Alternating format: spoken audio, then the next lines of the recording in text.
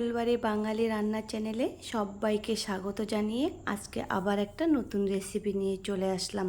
দুপুরে খাবারের থালায় মাছ মাংস যতই থাকুক, সাথে যদি এরকম গরম গরম একটা শাক ভাজার রেসিপি থাকে তাহলে ভাত কিন্তু একটু বেশি খাওয়া হয়ে যায়। ভিডিওটি সম্পূর্ণ দেখার অনুরোধ রইল। আমি এখানে 2 মুঠো রসনি শাক নিয়েছি।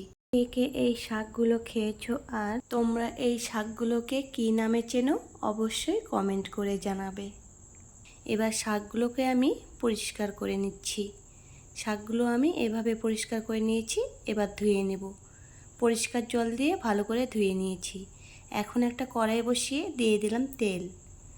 তেল গরম হয়ে গেলে এর মধ্যে আমি দিয়ে দেবো পেঁয়াজ কুচি, রসুন কুচি আর কয়েকটা কাঁচা লঙ্কা কুচি। পেঁয়াজ, রসুন, কাঁচা লঙ্কাগুলোকে আমি হালকা করে একটু ভেজে নেব। এখন এর মধ্যে দিয়ে দিলাম একটা কুচি করে আলু, স্বাদ মতো লবণ আর একটুখানি হলুদ গুঁড়ো দিয়ে আলুটাকেও আমি হালকা করে ভেজে নেব। আলুটা হালকা করে ভেজে নিয়েছি। এবার এর মধ্যে আমি ধুয়ে রাখা শাকগুলো দিয়ে দেব।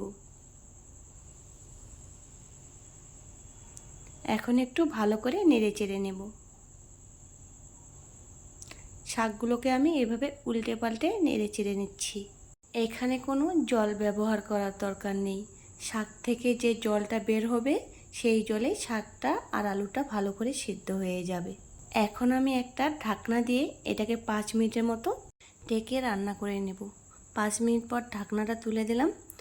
শাকের থেকে যে জলটা বের হয়ে গেছে সেটাও শুকিয়ে গেছে আর শাকটাও ভালো করে সিদ্ধ হয়ে গেছে। এবার আমি গ্যাসের ফ্লেমটা মিডিয়াম টু লোতে রেখে বেশ কিছুক্ষণ সময় ধরে শাকটাকে ভালো করে ভাজা ভাজা করে নেব। এর মধ্যে দিয়ে দিলাম 4টে কাঁচা লঙ্কা।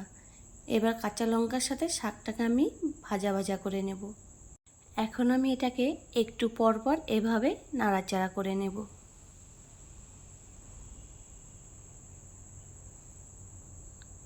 শাকটা আমার ভাজা হয়ে গেছে।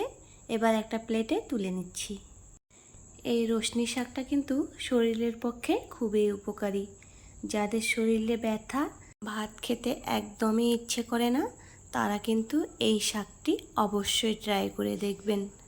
ভিডিওটি সম্পূর্ণ দেখার জন্য অসংখ্য ধন্যবাদ। ভিডিওটি ভালো লাগলে লাইক, কমেন্ট, শেয়ার করে পাশে থাকবেন।